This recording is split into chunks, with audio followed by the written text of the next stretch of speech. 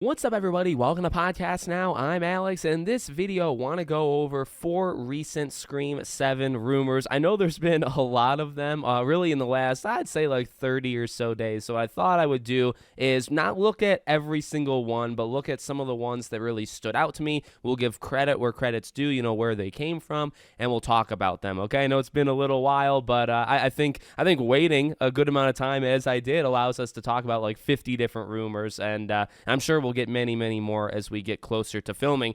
Not necessarily rumor, but kind of confirmed, but also maybe a little bit of both, is the filming of the movie, right? Starting, I think, in December and going through sometime in like March. So it's only a matter of time until some of these things become actually confirmed and we get the filming happening, okay? So I'm going to start with the oldest ones and then move ourselves, up into recent times. Again, there's been a lot that's been going on. So let's first talk about that Sidney one, talking about her specifically as a character. So, and a lot of these I'm going to take directly from Scream News and then give credit to where they came from. Scream News is a great Twitter follower for all of this stuff, by the way. But so, Scream 7 rumor. According to leaker, Sidney Prescott will have the most intense Sidney writing. She won't be the Iron Woman she was in 5. This chapter will potentially explore a story perspective that hasn't been told in horror before through Sidney's journey. And this is from Ju Jarjora, and I hope I'm saying that name right. But okay, let's talk about that really first, then we'll move into the next one.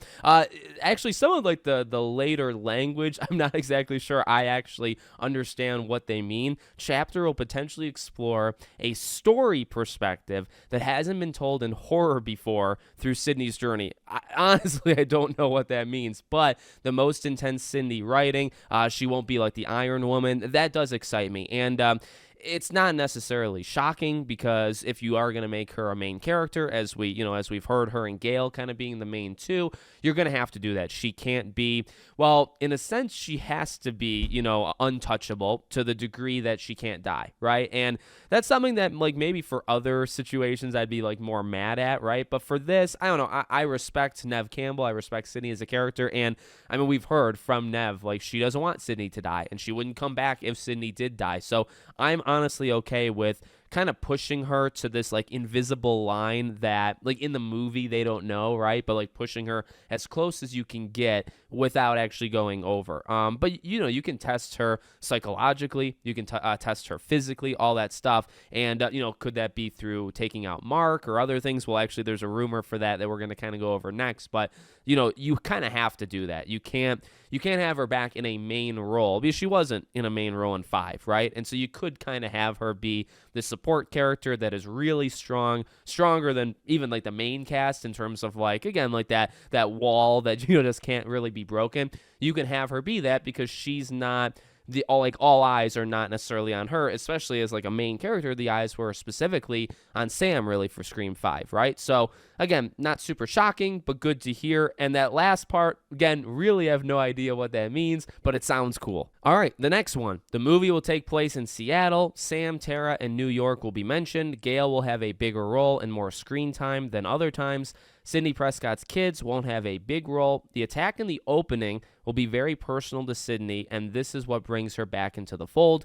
Mark Kincaid allegedly returns home to discover the body of a person and prompts his and Sidney's kids to go into hiding. Mark won't be killed off in the opening scene, and this is all via Beyond the Mask, friend of the channel, great guy. So, okay, what I want to do is mainly talk about kind of that ending. Again, there's so many rumors there. I'm just trying to pick out ones that, I mean, I want Sam and Tara mentioned, okay, so I'm not saying like it's worthless to me, but like the big ones I want to focus on, at least in this video, kind of towards the end. But I want all of these movies to exist. I don't want any retconning. I don't want any pretending that 5 and 6. I'm up for it in like some weird, like multi, dimensional kind of way, but they're not going to do that, right? So you have to acknowledge 5 and 6. You have to acknowledge that Sam and Tara are doing okay. I want all of that. But specifically those last, I'd say 3 lines, right? He won't be killed off in the opening, but it is an opening kill that's personal. And then also he's the one who returns home to find the body, and that prompts the kids to go into hiding, not necessarily Mark. So again, interesting to me, because I don't want Mark to die. I'm pretty sure I've talked about that in past videos. I don't want that to happen. I understand it to a degree because, again, you have to have consequences. And what's funny is if you're really going to have the consequences in this movie versus in 6, I'm going to be quite mad. And I mean, I guess you'll have to just accept it, right? But the point being, 6, you had a chance for consequences with Mindy and Chad. Basically, when it boils down, those two, right?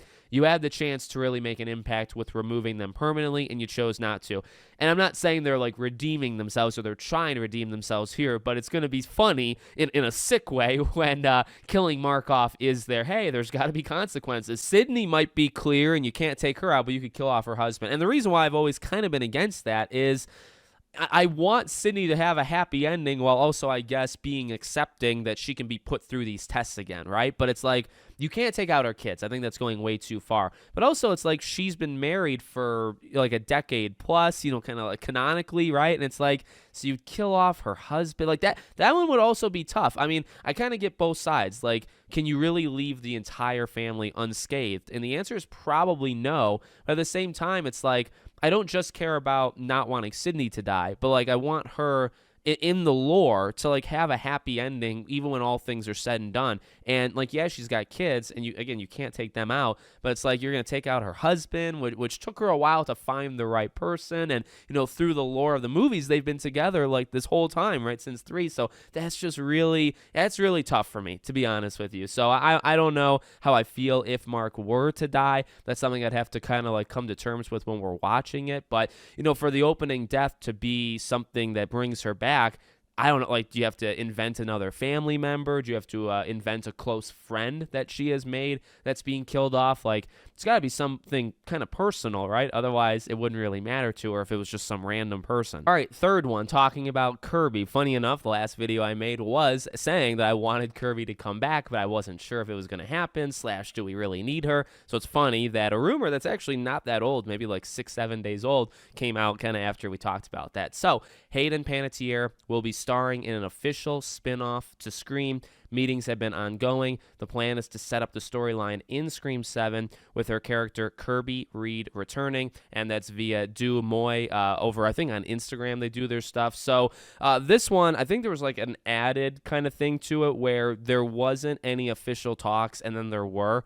Like, I think the newest update to that rumor is that, you know, planning basically to spin her off into her own thing after Scream 7, but have her be a part of Scream 7. And then additionally, they've been in talks with her. They weren't kind of previously, but now they kind of are. And that her role in Scream 7 would be a bit more than what was originally intended for her, if she was even going to be in it. So, you know, I hope this one is true, to be honest with you.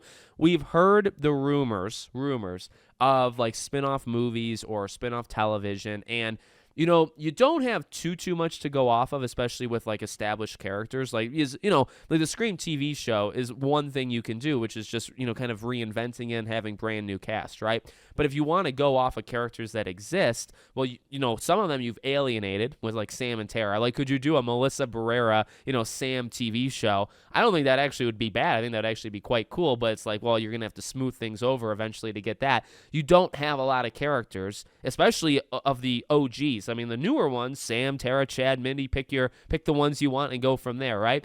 But you don't have too many. So Kirby really does, I think, have like what it takes to do it. Like, she's not the biggest name, Kirby and like Hayden Panettiere, so I do wonder what a TV show, like how that would actually, I would just almost be worried about like the ratings and like if the thing would be a success or not. But for it to exist in the first place, I actually think that would be really, really cool. And I'll keep saying it, like, I really liked Kirby in 6. I know some people didn't, but I really, really liked her, and I didn't like what they, you know, were trying to do with like trying to make her, you know, a potential suspect. Wasn't a fan of that, but the acting, the overall writing of her, I thought was awesome. And then her, you know, Hayden coming back, I think she knocked it out of the park. So I definitely want to see her succeed. I want to see Kirby in more things, and you know, to get Kirby in a Scream 7 and then to also get her in a TV show, I think would be freaking awesome. So I really hope this rumor is true, and again, it kind of lines up with what we've heard before, because if they want to do television, she's one of these characters that I think you could actually do that with. Okay, and then the most recent rumor, actually as of today, Scream 7 won't follow the requel trend and won't pass the torch once again to a new generation. The story will follow Sidney and Gale at this point in their lives, setting up their story for this film and beyond. New characters will be introduced, but just not as the focus. And again, that's from Jude Jarjora, and I like that a lot. And I think that's kind of the final nail in the coffin for, like, if this rumor is true. Again, it's if all of these things are true. Like, we're just talking about it, just speculation, not saying any of these things are actually confirmed. But if it were to be true, right, this would line up with the idea that this is going to start a new trilogy. And, if you're starting a new trilogy, you're doing it because of Sidney and Gale. Now, I would actually be quite concerned about Gale going forward, because, again, I just don't think Sidney's going to die. Courtney Cox, as she gets older, and just Gale as a character, like, would you take her out? If you're doing a new trilogy, I think by the third movie that might happen. We'll see. We'll take it one movie at a time for now, right? Because there's no guarantee Scream 7, does actually super well in the box office. But it would align with that, they're planning a trilogy. This is the start of it. And then this rumor that going to be focused on them. There'll be new characters, but it's on them. And I've said it before, like, that's what I want. You have to have more characters than just those two. So if you want to introduce kind of a newer generation, but as I've said before, if you're going to do this 50-50 split with like a new group, you just did that. And I'm not saying that's a bad idea, because I actually think that worked. I literally think the idea of 5 and 6, like, I'm more on 5 and 6's side than other people. I think that idea worked. I think you could have done a Sam, Tara, and then like a Sidney Gale split Scream 7 if that was the original plan. I think that would have worked, and I think that was a build-up slowly of 5, 6, 7, of this being kind of a newer age. I think that plan actually worked, and it didn't get them killed in the box office. Like, it actually was successful. So I'm not saying it's a bad idea, but if you do it again right after you dismissed what you just did with the core 4, just don't think that's a good look to somebody like me that's kind of like analyzing that stuff. But I think just from like a general audience, it'd be like, well, you just had a new group. Now you're going to do another new group, and you're going to hand it off to them again. Like, how many times can you hand off a franchise? And then in these movies, they make note of it, right? So it's like, how many times are you going to make note of them handing off a franchise? Like, it comes across wrong. So it's not the right move. So I prefer that. And I've said it before, you're kind of killing the future to kind of protect the present. And it might not be the best idea, but it also might be the best idea for right now, right? Like, these people are not going to stay semi-young forever, right? They're eventually going to stop, and you eventually can't use them anymore. So in that way, you are hurting the future, right? Because you're not introducing like a newer cast, but at the same time, is a newer cast what the franchise needs right now? And I think it did need that, 2-3 years ago. It's why we got it. But now, because of what's happened, I don't really think it's the right time for it. So yeah, is it hurting the future? Potentially, because by the time you make Scream 10 and you do like a brand new thing, you might not be able to use Sidney or Gale to help the new cast, and you're going to have a new cast. So you're kind of weakening that. And again, that's the future. You're weakening the future. But in right now, you're helping it maybe to succeed and maybe to stay around. We'll see. It might actually not work, and maybe they'll have to go back to the other strategy. So let me know what you guys think in the comments. Make sure, as always, you're subscribed to the channel. Bell icons turned on. I hope to see you all on the next one.